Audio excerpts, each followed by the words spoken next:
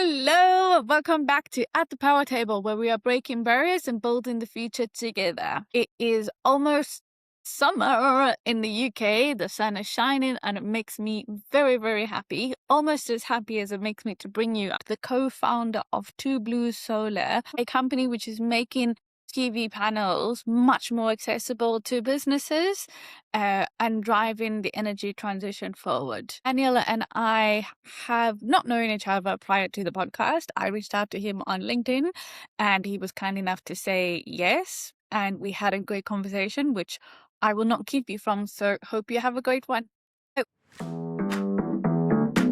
How are you? Good. How has your week been so far? It's been good, actually. I went away for the weekend. I started playing golf a few years ago. I guess that's what happens when you get older. Okay.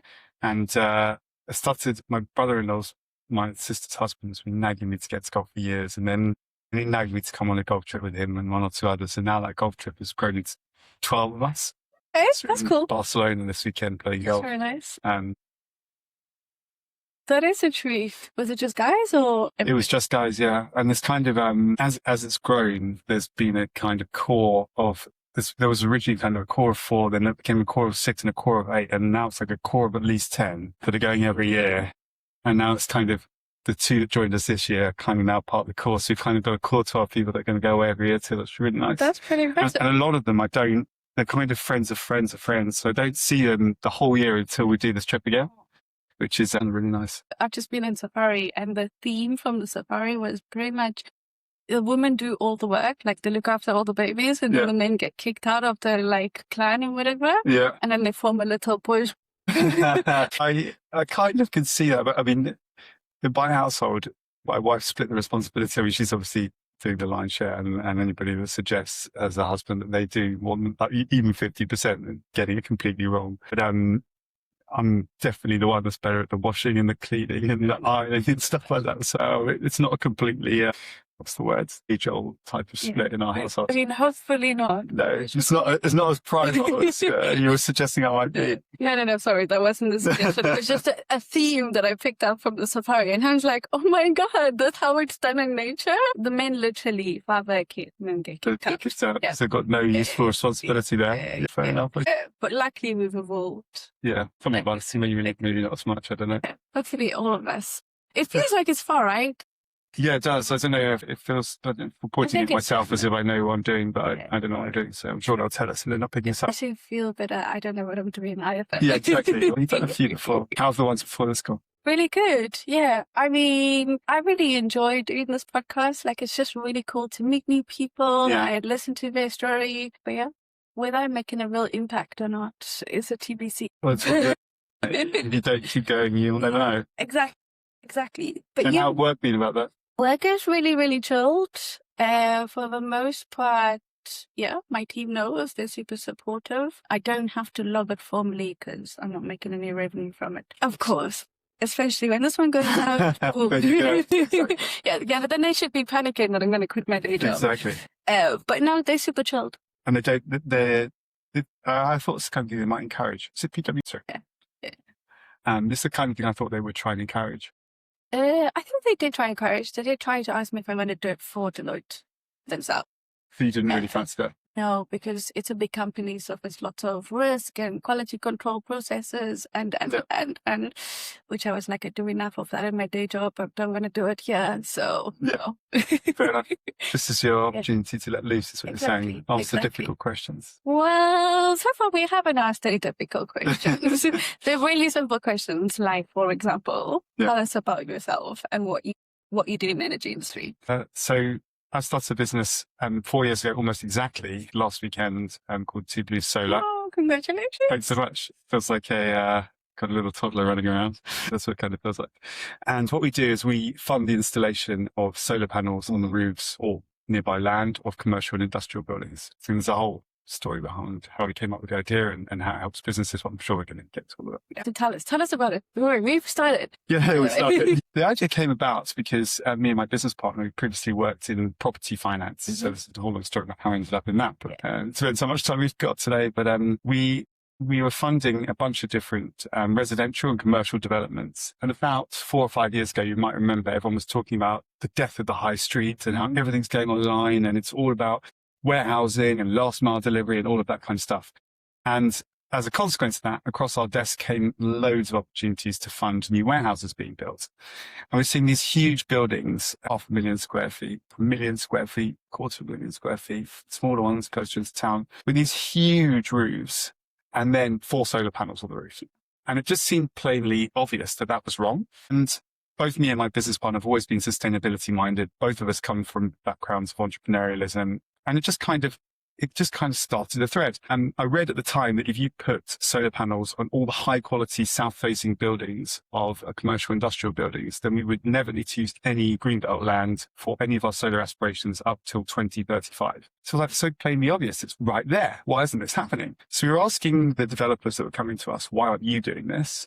And they're saying, well, the council's only asking me to put 4 and no one's going to pay any more for the building if I put 400. Yeah. So why would I bother? So we started to talk to the funds that would buy those buildings once they were developed. And they're saying, well, I don't get any benefit from the energy because I don't occupy the building.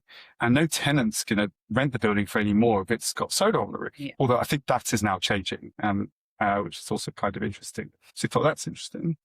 Then we started asking some of the main kind of anchor tenants that would take these types of buildings, why wouldn't you put solar panels on the roof? And they said, well, I'm leasing the building for 5 years. I might just about break even by the time I leave the building, but I've got a million other pressures. I've got automation, rising supply chain costs and so on. So we thought there's got to be a funded solution for this. That's our background, funding, and it's all infrastructure type stuff. And there must be a way to deal with this. So what we came up with was taking a lease of the roof space, so essentially own the roof space. We install solar panels on the roof, we plug them into the building, and then we sell the power generated at a price that's something like 40% of what they would get from the grid. So the person in that building doesn't have to spend any money on the installation of the solar, and they immediately save money when they are buying energy from us versus what they buy from the grid, plus all of the green benefits and so on. We did what all good small businesses do, and we just kind of tested the market, and we found a guy who could build us with LinkedIn Sales Navigator a list of 1,000 people who were in appropriate roles in appropriate businesses that we could send an email to. And from my consulting background, I whipped up a quick deck explaining how it worked, and we sent these 1,000 emails out. And in this period of time, Russia had invaded Ukraine and energy prices had gone crazy. And we got something like a 10% response to our 1,000 emails, which is like off the chart when you're talking about CEOs of huge companies that we're applying to. And in truth, we're still working through some of those deals now. That started a thread that we've continued to pull on. And now we're a team of 7. We're backed by a US infrastructure fund. We've got a whole host of projects under our belt. We're doing some big portfolio stuff, working with the NHS. So, yeah, it's so cool. When I first heard of this, it's the kind of business where you're like, of course it makes sense. Why the hell didn't I think of that? That is so brilliant. And Thanks. there's lots of points that I want to touch on. I think probably firstly is the lower cost, right? And you've picked up the Ukraine-Russia issue, which is then resilience, which is becoming so much more important. Have you seen that benefit consumers? It definitely benefits consumers. Having gone through, I guess, the second iteration of this from Russia, Ukraine, and now Iran, I would say that there was a huge knee-jerk reaction to it with Russia, Ukraine. And with Iran, I think people are seeing that, okay, there is a momentary element of volatility where things go absolutely wild. But if you wait a little bit, they may not return exactly to the level they were before, but some level of calm will return. And so typical wholesale prices before Ukraine war were 10 pence per kilowatt hour, and now they're more like 15 to 20. And the expectation is there'll be a similar uptick again for factoring in this now global geopolitical risk. I wonder whether this will be the one that makes people start to think more strategically long term, rather than, what can I do immediately to deal with this problem? It's like, okay, well, what's my 5-10 year horizon? And what do I need to do so that the next one of these that comes around, I'm actually a bit insulated from it? These are the kind of conversations that we like to have with clients. Is sustainability initiatives are all well and good, but they have to be financially sustainable. That's the most important thing, because otherwise you get a year or two down the track and it gets dropped. we want to embed these things into the culture and economics of businesses so that it's just intrinsic to how they create their products, how they fund their products. I think that makes complete sense. I'm always of the opinion that it has to be financially sound and has to make business sense, else it's just activism, which is great. Exactly. And it has its place in the universe, 100%. but it doesn't make commercial sense. I completely agree with that. I think I love the point of businesses think long-term strategic, but everybody knows that doesn't happen. Like, that's No. a pipe dream. What would your advice be for businesses who are considering that long-term that, in the same breath that, yes, it's lower costs, more resilience, there's so many other competing priorities. And then there's also the notion of renewables being not reliable, given the Iberian blackout and blackouts Sure. becoming more prominent. Yep. There's just too much. And if you're not an energy specialist, you're just like, fuck it, I can't be asked, because it's just too much. So what would your advice be if someone was like, this overwhelmed, I need to figure out what to do? It is terrifying, I think. And I was introduced to somebody who's kind of a friend who is running a really large solar project at his business. And he has employed somebody to help him get a bunch of quotes. And he's like, I'm staring into the abyss of this thing. Yeah. I don't even know where to start. I've got really technical people, but I just don't know how to even manage this stuff. And we actually ended up building a consulting arm off of our business as a result of that, just because we've built up a bunch of expertise. People need help and they want to do it with somebody that they feel has gone through this process and that they trust is actually looking after their best interests. But in terms of advice for businesses, the thing that's really surprised me, and this kind of goes across industry, even into the public sector, is where there is somebody who is passionate about something, whether they've got the knowledge or not, that's all that's really needed to drive these things through. We're doing a large project for the NHS down in Surrey, and there's the head of electrical engineering there is a really inspiring character. Despite all of the difficulties with bureaucracy within the NHS, he's managed to get a bunch of funding from the government, push all of this through with the local council, get the DNO on board for a huge rooftop solar array that we're doing, navigate all of the difficulties of the NHS, which includes, for instance, part of it's going above an eye surgery ward, in which you basically cannot make any vibration during any daytime hour. So that's one complexity. And through all those things, he's basically managed to navigate this project to the point where we're energizing in a couple of weeks. So if you believe in this, and it's not even necessarily just believe in it from a sustainability perspective, but believe in it from a resilience or an economic perspective, you just need to push and keep pushing through. And I think people generally relent to perseverance more than you expect them to. So keep going is my... I love that. And what has been your experience? Obviously, the energy, like electricity in itself, is predominantly regulated, large companies, big businesses, and everyone else is taking care of it. You just use the electricity or you deal with your retail company. Mhm. What has your experience been as a small business, small to medium business, breaking into the energy sector, working with DNOs? I don't know if you interact with the regulator at all. So yes, so I have the fortune of sitting on the Solar Energy UK Economics and Markets Forum. I actually chaired it or co-chaired it last year, and therefore we have a bunch of interaction with the different regulators, and we can come on to my thoughts on how conflicting those different regulations can be and how the different departments don't really coordinate and what their approach is. I guess being a small business in this space, I think there's kind of different tiers of the kinds of customers and objectives that people are going after. When I sit on this panel with people from EDF and RWE and all these large organizations, they're thinking kind of across the UK's policy. And I'm thinking more directly about my customers, my specific commercial and industrial customers. And we all have our place. And I guess from my perspective, I'm hoping that the regulation best benefits, well, not best benefits, I guess it's more like at least considers commercial and industrial customers and does right by them and puts policy in place that allows them to make the right decisions. And I haven't found in approaching customers that being a small business has meant that we've struggled to speak to them or that they were closed down to us at all. I haven't found that talking to the energy companies, they've been particularly closed to us either, although we don't have a lot to benefit them really. So there's not a huge amount of conversation there. And the regulators, they kind of sit a layer back. You have to go through your kind of your industry panel to really get there. And I guess I've just been fortunate. I've ended up in Solar Energy UK and involved in one of those panels to have that exposure. But it's an interesting time because they are going through so many different reforms and they're under so many different consultations. They're deliberately soliciting input. So maybe I'm kind of slightly fortunate at the timing. So I feel like my opinion is getting heard. Whether it is or not, I don't know. But I'm furiously writing back to all of these things. That was really cool. And you picked up there's not enough attention on CNI customers from an electricity perspective. And then you spoke about there's tension between the number of regulators and departments. Talk to me about that. Sure. So I don't even know anything about energy intensive industries or the Department for Business and Trade and their current consultation around what they're intending to do around rebating back to large commercial enterprises that use electricity as a big proportion of their manufacturing costs in key industries.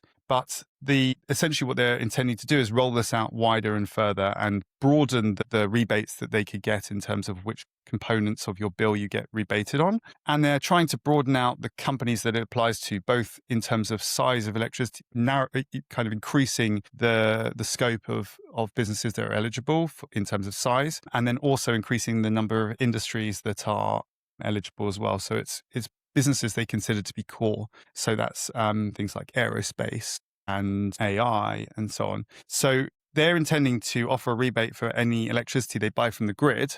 But if you were previously paying 20 pence from the grid and they're rebating you, let's say 8p of that, and you're getting 12p all of a sudden for everything you buy from the grid, how does that incentivize you to do on-site solar, on-site wind, batteries, alternatives? It doesn't. In fact, it disincentivizes you. Yeah. So we're heavily campaigning for anything that they also generate on site to also get a rebate. That way that you kind of get a double whammy. So if you've gone and invested in a solar farm on your roof, then anything that you consume from that, you could get a small component of the energy cost back from the government, which I think helps for two reasons. If you look at what we're trying to do in terms of clean energy 2030 and trying to encourage the resilience of businesses on their own, if we can do that through a kind of key energy intensive industry scheme, that's a really clever way for the long term to reduce energy costs for these large businesses and not have to constantly prop them up with government support. I love that. And I think that tension between DBT and the energy industry, there's like, what's the long-term impact of this and how are we coming together to make sure that we're thinking about long-term together? Exactly. Which is really, really important. I also want to pick up on the fact that you said businesses, both customers and other businesses in the industry haven't been closed off to Two Blue Solars, which is really exciting. What advice would you give someone who is interested in starting a business in the energy sector?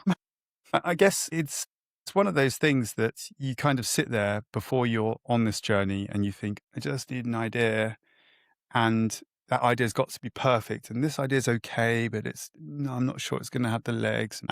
When we kind of first came up with this idea, we first started thinking about it as just leasing the roof spaces and making a disaggregated power plant and selling the power into the grid. And we just realized the economics of that didn't work. And then we started to think about the tenants of the buildings and what they would consume, and iterated. And if we hadn't have started, we probably wouldn't have got to the iteration where it's now working. And I was fortunate enough that I was already working as a consultant, and I was working as a consultant for multiple businesses. So I was working between different customers, and I had time to start exploring things, which I appreciate is a luxury that not everybody has. And I was able to start exploring the stuff with my business partner before making the full leap out of what I was previously doing. And that's a benefit that I guess I was particularly lucky in. But if you can put yourself in a position where you at least start, even if it's not full time, even if it's not, whole hog, even if it's not with a perfect idea, that's where I think the ideas really mature and become successful. And I'd pair that with finding somebody to bounce ideas off. My business partner and I, having worked together previously, knew we could work together. We appreciated the way that each other worked. And very quickly, we got a head of momentum up in terms of how we would work together, how we would share responsibility, how when one of us couldn't do something, the other one would jump in and push things forward because we were both working part-time on it. So having a partner has been incredibly helpful for our success of getting this off the ground. So those are my two bits of advice. Yeah, love that. What is the future for Two Blue Solars? Is there I know there's a consulting arm. What's next? It's a good question. We're starting to ask that kind of 4 years in. I always had this idea in my head: if you get to 5 years, most businesses don't survive 5 years. If you get to 5 years, then you've really got to start thinking about where this is going. And we're fortunate we have a kind of quasi non-exec director who's absolutely brilliant, and she comes and gives us advice maybe once a month. And we do monthly OKRs, objectives and key results, and we talk about what we're trying to do in this quarter and where it's trying to go. We're now starting to think, well, what's the bigger North Star of this and where's it going to go? We've opened an office in New Zealand. My business partner's a Kiwi, and he's got, thanks. It's going to be good for the site visits. That's my intention anyway. So we've already got a second office opened. We've already got some great opportunities that we're working on out there. We've already done our first project. So there's the geographical expansion element, and then there's the kind of technological expansion element. So we currently really focus on solar and batteries, but there's no reason why that can't be EVs, other electrical upgrades for smart systems, CHP, and potentially. And so we're just trying to work out which of those things are the right direction. We've just established a second funding line from Siemens, the manufacturer of kind of, the main thing they're known for is, I guess, appliances, but they've got a large financial services business as well. So we've got a second funding line with them to work on asset finance, which opens the door to many more technologies, because you can pretty much finance anything with asset finance. So it's a question of which is the best strategic direction. And I'd love to say I know it's this, but that's what we're working on currently. So stay tuned. That's awesome. I mean, we can have you back on the podcast in a few years. Sign me up. Love it. Is there, the podcast is meant to be accessible to everyone, so not just energy people, but everyone. And I like to use the example of even my mom. So if it's like someone at home who's just a user of energy and is trying to do, they're inspired by, oh my God, 40% lower energy costs, resilient, I don't have to be impacted. What does the ordinary consumer do? So there is solar as a service for residential users. That's not something we offer. We focus purely on commercial. Although I wouldn't suggest that solar at home is the best thing that you can do if you are a homeowner. I would think that the best thing that you can do as a homeowner is get a battery.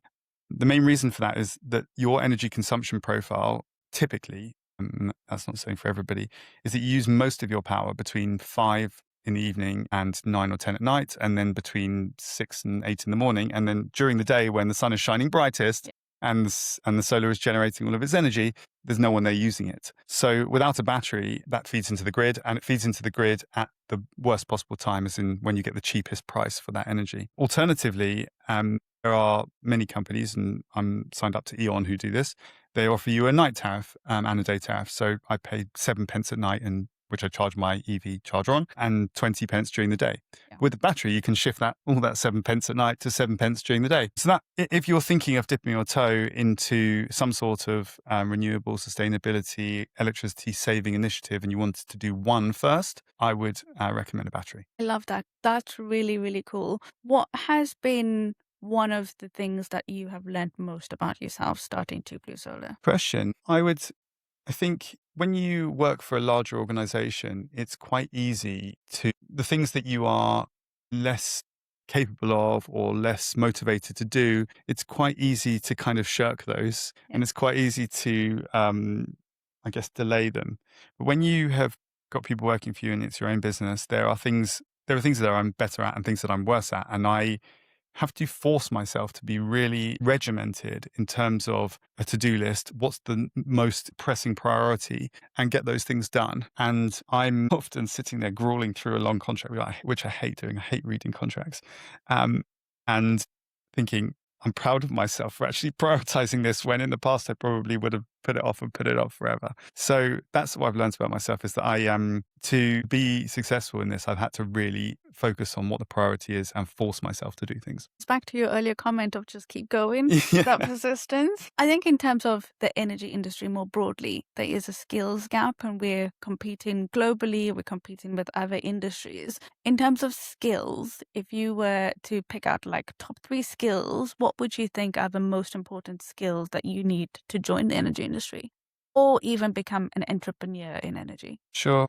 So, I mean, Solar Energy UK, which I mentioned already, are really, really hot on this. It was Solar and Storage Live, which is the main it's actually a European conference for our industry. And Solar Energy UK have a big stall there, and a big part of their stall is around skills and skilling people up and getting people through electrician courses and the groundwork needed to get solar installed across our industry. But there's many different spaces in which we are short of skills. It's on the kind of physical, technical side. It's on the grid scale engineering side in terms of getting schemes through the grid process.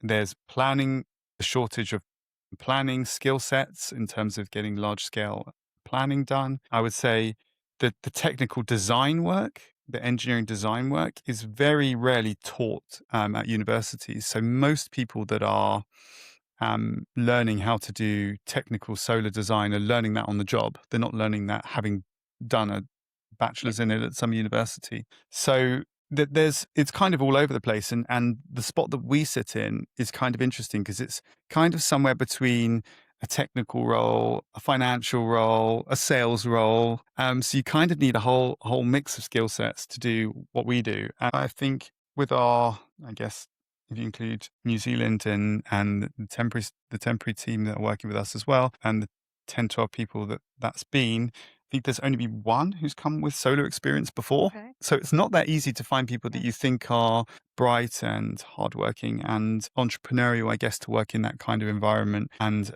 an appropriate fit in terms of culture and so on, with solar skill set previously. So the thing that ends up getting dropped is there's a solar skill set because you think, well, we're going to have to teach that. So it's unusual to find people that have that broad scope. Really interesting, and I think it's a fair point in terms of the breadth of experience. We've spoken about long-term planning and thinking. We've spoken about combining and making sure that people have the same idea. We've spoken about persistence. If you were to change something, so this is magic wand, you have a magic wand, no policy issues, no money issues, no any issues, you could just fix and it will be done. The energy industry in the UK, what would be the key change you would make? I think it's kind of I'm so deep in the different components and problems with it. I'm starting to think really granular about the different issues that I'd fix. But ultimately, what you want is that people are paying a fair price for the energy they're consuming at the time they're consuming it and the method by which they're consuming it. And you really want to incentivize them to make the right behavior. The kind of energy retailers are starting to encourage that kind of behavior. You see people encouraging home users to do their washing on the weekends, starting to offer weekend pricing, that kind of thing. If we could find a way of doing a completely combined and joined up approach and process to all of this stuff, which I don't, that might be zonal pricing. That might be, in New Zealand, interestingly, they have a kind of 12 hours of the day by 12 months of the year grid of what you pay for electricity. So it's not only zonal, but it's also like really specific around what you pay and when. Those kind of things will just encourage the right behavior. And that's around all aspects. If you know that you can sell your energy into the grid as a generator of electricity, like we are, at a higher price in places where energy is scarce, like maybe, for instance, central London, then we might be further encouraged to try and find clients in central London to put solar on their roofs, which is exactly the behavior we want, because that reduces congestion on the grid, which reduces energy prices for everybody. And so I think the magic wand is joined up thinking around all of that stuff to make sure that you get a fair deal for what you're paying. Yeah, I think there's also a thread that you've spoken there about the consumer and that consumer behavior. We are in a space where there is lots of consultation and it is very much a collaborative industry. Like, my experience of it hasn't been, no, I don't want to do this. It has been, we've always done this, but now people are shifting. Is there something we are missing in terms of that consumer behavior versus the consultation? Because there's a lot of consultation. What are we missing? Well, I guess we're kind of missing stuff on the consultation side, and I guess we're missing stuff on the consumer side. The thing that I'm starting to, I almost started this as a joke, but it is becoming more of a considered thought, is the appreciation of pylons. And I keep sending photos to all the guys in the office WhatsApp group when I drive past a pylon beautifully in a field, because these are like the new trees of the future. And People are so against the idea of new electricity lines, but I mean, that is what is ultimately going to stop us building, massive coal power plants and allowing us to have solar on roofs and so on. And maybe it's around hug a pylon or something like that, and an appropriate kind of marketing scheme for the energy future.